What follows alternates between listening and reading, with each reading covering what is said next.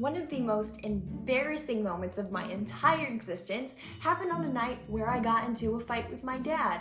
I'm 16 years old, Daddy. I'm not a child anymore. Don't you take that tone of voice with me, young lady. I hate it here. I'm running away. I got into my car and I decided to drive to my boyfriend's house. We decided that I was going to stay at his house, which was obviously not allowed. We couldn't just go in. It was already late. There was no way his parents, who were pastors of my family's church, was going to let me spend the night.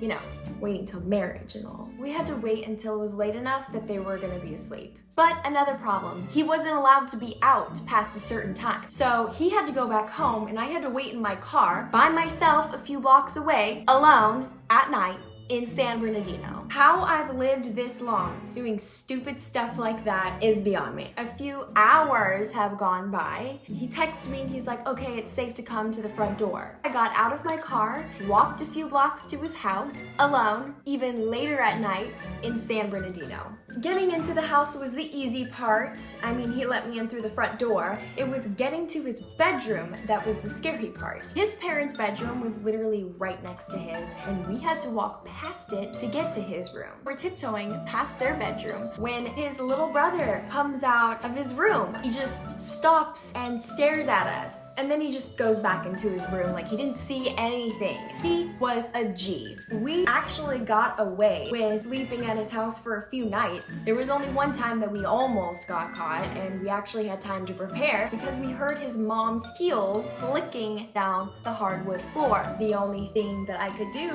was jump into the closet, and I hid there. I thought my stomach was gonna fall out of my butt. I was so scared. So they had their conversation, and then she left. We went to sleep, whatever. The next morning, she comes into the bedroom and slaps him awake. I was so scared, I just pretended to be asleep. He was like, oh my God, what's wrong with you? Ay, Dios mío, get that girl out of my house right now, right now. She knew who I was, but she didn't like me, so to her and the rest of the family, I was just referenced to as that girl. While I was leaving the house, I was walking down the driveway. The entire family was just looking at me, shaking their heads, except for the little brother. Little brother was cool. If you're watching this, you the homie. Now, that is what you call the walk of shame. And after all that, I still had to go back home and apologize to my parents so that they would let me back in. I didn't go back to church for like a really long time. I'm pretty sure they're all watching this right now. Maybe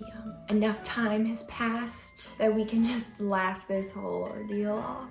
Or not.